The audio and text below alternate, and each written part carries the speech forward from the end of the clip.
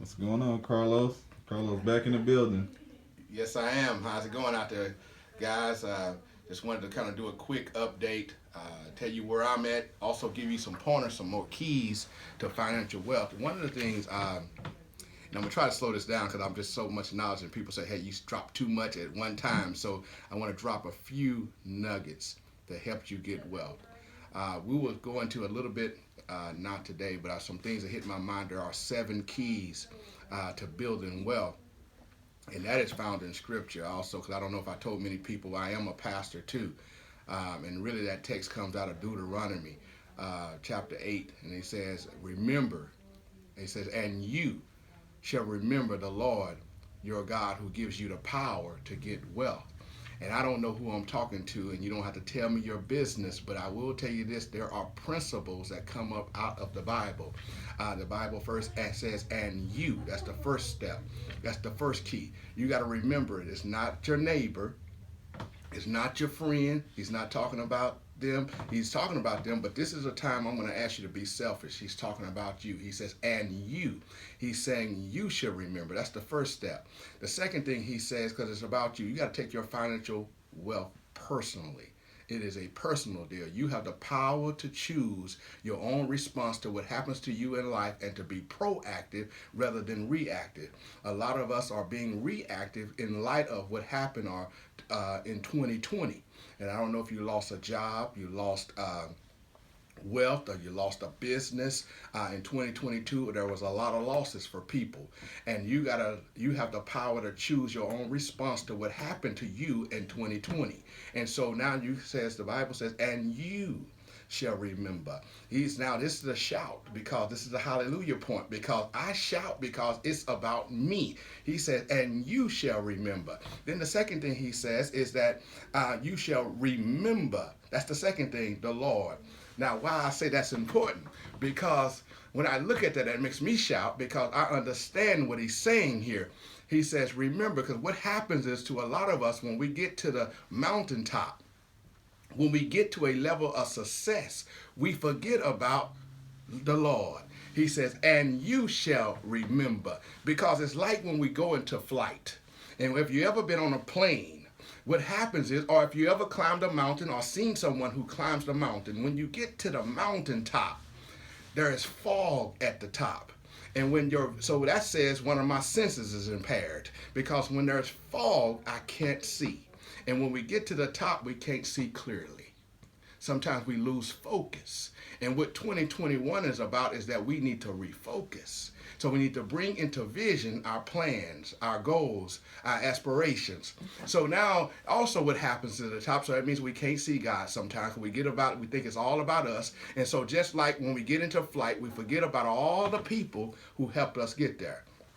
And I say this because we forget who carried the load, who carried the baggage along the way, who carried our bags, all that stuff that we laid aside. And that's what God tells us, to lay aside every weight, every encumbrance, every sin that hinders you, that keeps you from running the race to win. So we lay off all of that stuff. So then the other thing here is that, so we get to the top, we think it's all about us, we forget.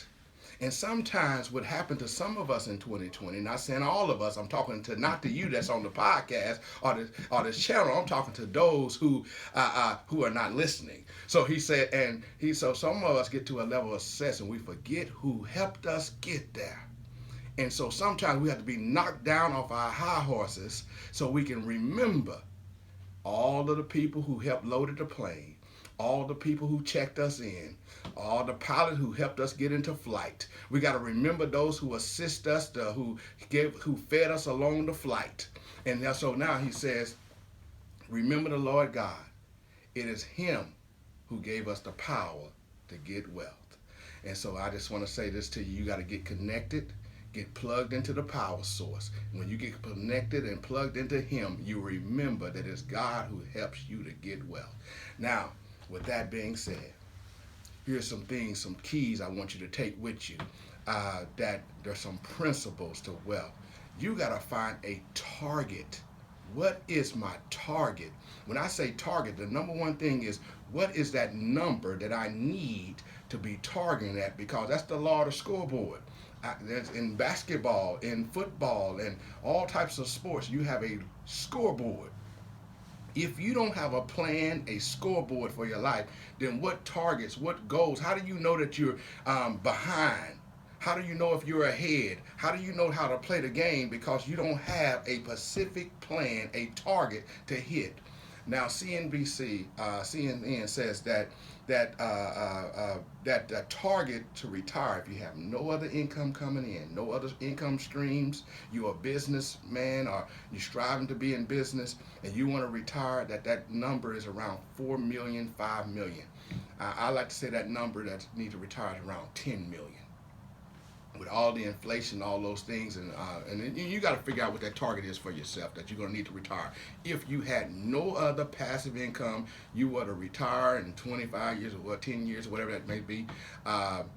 What's that number? Because that's the number you need to be shooting for, whatever that number is. So when you have that number in place, the second thing is you want to take your income, everything that I'm selling. You got to stop thinking about it as that I'm selling this product, or I'm selling this car, or I'm selling this hair, or whatever it is you're selling. You got to look at it to the point where, you know what, somebody's paying for my stuff, and who's going to pay for my stuff today? Who's going to help me contribute to that $10 million number or that $5 million number? So if the number is 10 million, every day I wake up, how am I going to contribute? Who's going to help me contribute to that $10 million number? And then once I understand that's the number or whatever the number is, then I start taking and putting back. I start living off 60% of that income. Now, you used to say 80%, but it's 60. I'm saying if you're self-employed, I want to live off 60% of my income because I want to take the rest, put it for taxes, and then I want to store the rest. And I say not save it, I say storage. You want to put it in storage. Because when you put it in storage, and once you store up so much, then you start putting that storage into some other income stream, something that gives you a small drip, something that gets money coming off of it, passive income. And once that passive income surpasses your, whether it be your business income or you're working as an employee, once it surpasses that income, then now you're at a level where you're creating true wealth. And that's what you want to do, because I'm trying to get to that number, that $10 million number. Okay? And so once you keep putting that storage away, because I'm not saying put it in savings, because savings is for suckers. If you start saving that money, it will start finding a way to run and leave you. That's why if you ever notice you start saving stuff and you figure out that you can't save enough because it's losing value. Because money is cash. You say cash is king. Cash is not really king. Cash really is. It just starts going away. It's the same house you buy today is going to for $100,000. It's going to cost you 10 times that down in the future. So you want to be able to have your income in something that gives you a drip. One of the things is I do some trading. I'm not saying this for everyone, but I have 10, at least right now, tens of thousands coming from a small drip.